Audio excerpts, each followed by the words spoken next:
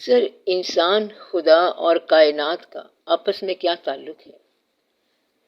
ایک زندہ، حساس اور ذی جان انسان جانتا ہے کہ وہ زندہ ہے، کیونکہ یہ اس کا احساس ہے کہ وہ زندہ ہے، اور اگر اس کا کوئی عقیدہ بھی ہو تو ایک ذی جان اور ذی عقیدہ انسان جب یہاں دنیا میں جائزہ لیتا ہے تو وہ کسی نہ کسی طریقے سے اپنے آپ کو گرد و پیش سے متعلق سمجھتا ہے، اور اگر گرد و پیش سے اس کا تعلق نہ ہو تو وہ خود کو زندہ نہیں سمجھتا۔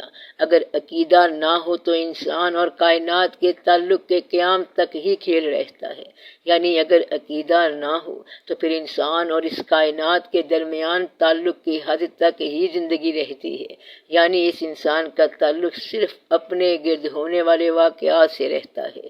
عقیدہ نہ ہو تو انسان فطرت کو صرف اس کی رنگینیوں اور نیرنگوں تک ہی سمجھ سکتا ہے، اور اپنے آپ کو، اپنی زندگی کو اور اپنے گرد و پیش کو بھی صرف واقعے کی حد تک دیکھتا ہے۔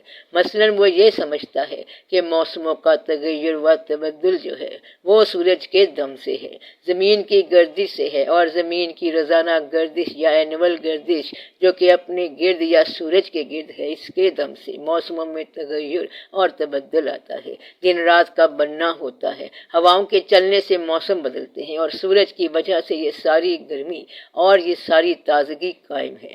وہ یہ تو جانتا ہے، لیکن یہ نہیں جانتا کہ سورج ایسا کیوں ہے اور زمین ویسی کیوں ہے، وہ یہ بالکل نہیں جانتا۔ یہاں پر عقیدہ اس کے کام آ سکتا ہے۔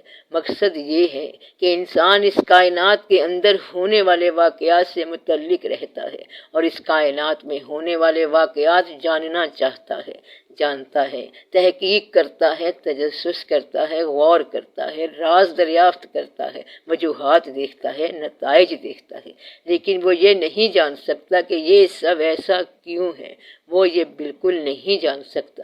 تو اگر زندگی عقیدے سے محروم ہو تب بھی کائنات سے متعلق تو رہتی ہے۔ جب بھی آپ بے عقیدہ ہونے کے باوجود زندگی کا بیان کریں گے تو اس میں گرد و پیش کے واقعات آئیں گے، زمین آئے گی اور آسمان آئیں گے، یعنی یہ سارے واقعات آئیں گے، لیکن اس فطرت کے رنگوں کے پیچھے کسی فطرت بنانے والے کا ذکر نہیں آئے گا۔ جب ایک انسان اور باشعور انسان اگر عقیدہ بھی رکھتا ہو تو پھر وہ اپنے اور کائنات کے تعلق کی دریافت کے بعد اس تعلق کو پیدا کرنے والے کو بھی دریافت کرتا ہے، تو اب انسان اور کائنات کے علاوہ ایک اور ذات آ گئی ہے، اور وہ ہے خدا۔ تو صاحب عقیدہ جو ہے وہ اس بات پہ غور کرتا ہے کہ میں کس حد تک میں ہوں، کائنات کس حد تک کائنات ہے، اور بھیجنے والے نے کس حد تک مجھے کہاں بھیجا ہے۔ وہ اپنی زندگی کو کسی بھیجنے والے کا مرہون احسان سمجھتا ہے، یہ اس کا عقیدہ بن جاتا ہے۔ پھر آپ کائنات کو دیکھتے ہیں اور روشن سورج، روشن چاند اور روشن تاروں کو دیکھتے ہیں۔ اگر ساری کائنات کی تمام اشیاء آپ پر اثر نہ کریں تو پھر یہ آپ کے لیے بیکار ہیں۔ گویا کہ اس کائنات کی ہر چیز باہوش اور باشعور انسان کے لیے ہر وقت ایک اثر رکھتی ہے، اور وہ یہ اثر ہمیشہ محسوس کرتا ہے۔ جب اس شخص کو وہ بات سمجھ آ جائے تو پھر وہ اس چیز، اس کائنات کو بنانے والے سے تعلق کے حوالے سے سمجھتا ہے، اور کہتا ہے کہ اللہ نے کتنا رحم کیا کہ آج موسم اچھا ہے، حالانکہ موسم آتے ہی رہتے ہیں، لیکن وہ کہتا ہے کہ اللہ کی مہربانی سے آج کا موسم بہت اچھا ہے، اور دوسرے شخص کے بارے میں کہتا ہے کہ میرا خیال ہے کہ اس پر اللہ ناراض ہے، کیونکہ شادی والے دن اتنی بارش ہو گئی کہ ساری شادی درہم برہم ہو گئی ہے۔ تو صاحبان عقیدہ اپنے علم اور اپنی تحقیق کو فرمان الہی سے تعلق میں رکھتے ہیں، اس کے قریب کرتے ہیں، اور اپنے احساس کو، اپنے مشاہدات کو اور اپنی دریافت کو منشاء الہی کے تابع کرتے ہیں، اگرچہ وہ بھی اپنا حصہ اسی کائنات سے لیتے ہیں۔ تو سب کو خیال کا حصہ کہاں سے ملے گا؟ اسی کائنات سے۔ مثلاً اگر آپ غم زدہ ہوں تو یہ غم اسی کائنات سے ہی تو ملا ہے، اور کائنات کا یہ غم انسانوں، اشیاء، احوال، زمین، آسمان اور گردش زمانہ سے ملتا ہے۔ تو غم اور تو کہیں سے نہیں ملتا بلکہ یہاں سے ہی ملتا ہے۔ مثلاً کوئی رشتہ دار فوت ہو جائے تو وہ آپ کا غم بن جاتا ہے، کسی اور جگہ سے کوئی بری خبر آ گئی تو یہ غم جو آپ کو ملتا ہے اسی کائنات سے ملتا ہے، اور کائنات ہی آپ آپ کو غم زدہ کرتی ہے، پھر کبھی آپ کو یہ کائنات خوش کرتی ہے۔ مثلا اچانک خوشی کی کوئی خبر آ گئی، مبارک آ گئی کہ اچانک ہی چاند ہو گیا تو خوشی مل جاتی ہے۔ جو لوگ اہل عقیدہ ہیں، ان کو اگر غم آ جائے تو کہتے ہیں کہ انا للہ و انا الیہ راجعون، اور اگر خوشی آ گئی تو کہتے ہیں الحمدللہ۔ تو گویا کہ یہ کائنات آپ کی باطنی اور ظاہری زندگی کی پرورش کرتی ہے۔ توانائی یہاں سے ملے گی، خوراک یہاں سے ملے گی، احساس یہاں سے ملے گا، غم یہاں سے ملے گا، خوشی یہاں سے ملے گی، اور جتنے بھی آپ کے ظاہری باطنی قوا ہیں سارے کے سارے یہیں سے تربیت پائیں گے، اور یہاں پر ہی آپ کی زندگی مکمل ہوگی۔ اور جو لوگ عقیدے کے بغیر ہیں وہ کہتے ہیں کہ سارے ہی آتے ہیں اور پھر چلے جاتے ہیں، ان کو کائنات کی گردش روزگار ختم کر جاتی ہے۔ اور عقیدے والے سے اللہ فرماتا ہے کہ زندگی پہ غور کروں کہ میں نے تمہارے لیے کیا کیا بنا رکھا ہے، اور پھر جب عقیدے والے کائنات پر غور کرتے ہیں تو پھر وہ کہتے ہیں کہ اے میرے رب، یہ جو کچھ تو نے بنایا ہے یہ عین حقیقت ہے اور یہ باطل نہیں ہے۔ تو گویا کہ آپ نے اپنا احساس، اپنی زندگی، اپنا غم اور اپنی خوشی اس کائنات کے مشاہدات سے حاصل کرنی ہے، مگر آپ نے عقیدہ یہاں سے حاصل نہیں کرنا، بلکہ عقیدہ آپ کو دین نے دے دیا ہے۔ عقیدہ تحقیق سے نہیں ملتا بلکہ عقیدہ تسلیم سے ملتا ہے۔ انسان جیسا بھی ہے، جتنا بھی ڈیولپڈ ہے، اس کی ڈیولپمنٹ، اس کا ظاہر، اس کا باطن، اس کا مشاہدہ، اس کی کائنات، اس کی یاد، اس کا ماضی، اس کا مستقبل، اس کے غم اور اس کی خوشی، سارے کا سارا کائنات کا احسان ہے۔ یہ بڑے کمال کی بات ہے کہ آپ صرف بیٹھے رہیں تو پرورش پاتے رہتے ہیں، ذہن ڈیولپ ہوتا رہتا ہے اور نظارے آپ کے سامنے سے گزرتے رہتے ہیں۔ یوں آپ نے گھر بیٹھے میلہ دیکھ لیا، یعنی صرف اپنی جگہ پر قائم رہنے سے غم اور خوشی کی وافر مقدار میں خوراک مل جاتی ہے۔ فرض کریں آپ کی زندگی بڑی محفوظ ہے اور آپ نے اپنا مکمل ڈیفنس بنا لیا ہے، مگر پھر باہر سے غم کی خبر آ جائے گی، کیونکہ آپ کا دوست تو محفوظ نہیں ہے اور رشتہ دار تو محفوظ نہیں ہے۔ اگر کسی کو دعا مل جائے کہ تیری زندگی اب ہمیشہ رہنے والی زندگی ہوگی تو کچھ عرصے کے بعد اس کی حالت دیکھنے والی ہوگی۔ پہلے اس کے سامنے ماں باپ مر جائیں گے، پھر اولاد مر جائے گی، پھر سارے واقف کار ختم ہو جائیں گے، پھر وہ کہے گا کہ میں اس اجنبی دیش میں کہاں پھنس گیا ہوں۔ تو ایسے انسان کے لیے لازوال زندگی بھی لازوال غم کا باعث بن جاتی ہے۔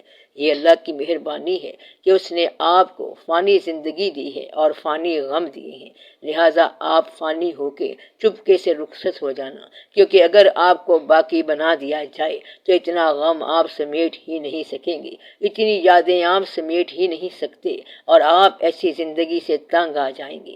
جب بڑھاپا آتا ہے تو انسان ویسے ہی کہتا ہے کہ اب رخصت ہو جانا چاہیے۔ اگر لازوال عمر مل جائے تو سارے چہرے ایک ایک کر کے ختم ہو جائیں گے، آپ کے لیے ایک وبال بن جائے گا اور ایک عذاب بن جائے گا۔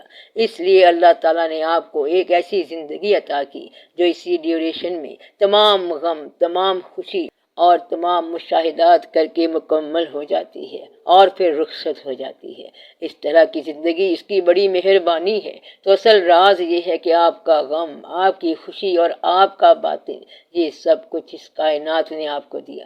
کبھی کبھی ایسے بھی ہوتا ہے کہ آپ غمگین ہو جاتے ہیں تو یہ غم بھی آپ کو کائنات نے دیا ہے، یعنی آپ کے ماحول نے دیا ہے۔ اور بڑی اہم بات ہے کہ وہ ماحول جس نے آپ کو غم زدہ کیا ہے وہ کبھی کبھی آپ کو یہ غم دے کر خود غم زدہ ہو جاتا ہے، ورنہ غم دینے کے بعد غم دینے والی شے اگر غمگین نہ ہو تو کہتے ہیں کہ اس نے ظلم کیا ہے، اور پھر لگتا ہے کہ کائنات ظالم ہے۔ پھر انسان شکوہ کرتا ہے کہ سورج چمکتا رہا لیکن میری دنیا میں روشنی نہ تھی، میرے پاس جگنو کی روشنی تک نہ تھی، اور اس کی دنیا میں روشنیوں کے فانوس جگمگاتے رہے۔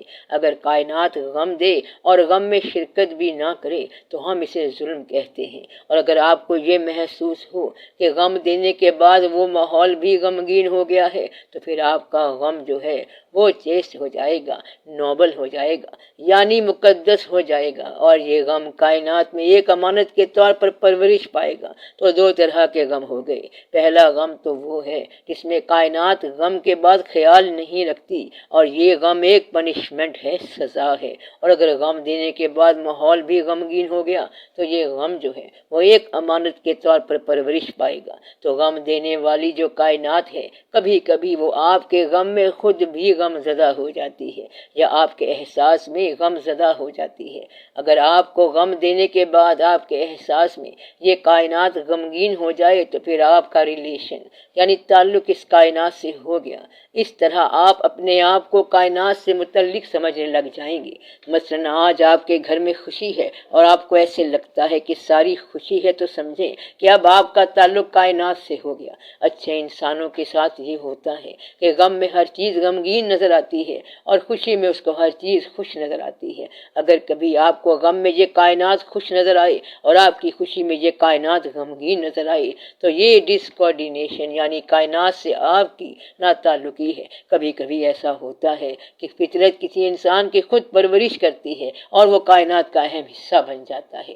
اس کے غم کی داستان ساری کائنات کے لیے غم کا باعث بن جاتی ہے۔ اس کا قصہ اور اس کا واقعہ ساری کائنات کے لیے غم کا باعث بن جاتا ہے۔ اس مقام پر یہ کیفیت بن جاتی ہے کہ کائنات سے تعلق والا یہ آدمی اگر غمگین بیٹھا ہو تو اسے ایسا احساس ملتا ہے کہ وہ کہتا ہے کہ نہیں، یعنی بنسری کی آواز جو ہے یہ جدائی کی فریاد کر رہی ہے۔ بنسری کیا کہتی ہے؟ میں جدائی میں رو رہی ہوں۔ یہ بات مولانا روم رحمت اللہ نے غور کر کے بتائی کہ جس طرح بنسری اپنے جنگل کے بانس سے جدائی پر رو رہی ہے، اسی طرح وہ انسان خدا سے جدا ہو کر اس دنیا میں آ کر روتا ہے۔ اور کائنات مولانا روم رحمت اللہ کی اس بات سے ایگری کر جاتی ہے۔ ایسا آدمی جو ہے وہ فطرت کا حصہ ہوتا ہے۔ اس آدمی کا غم کائنات خود سمیٹتی ہے اور اس کے غم کو دوبالا کرتی ہے۔ اسی طرح اس آدمی کی خوشیاں بھی کائنات سمیٹتی ہے اور انہیں دوبالا کرتی ہے۔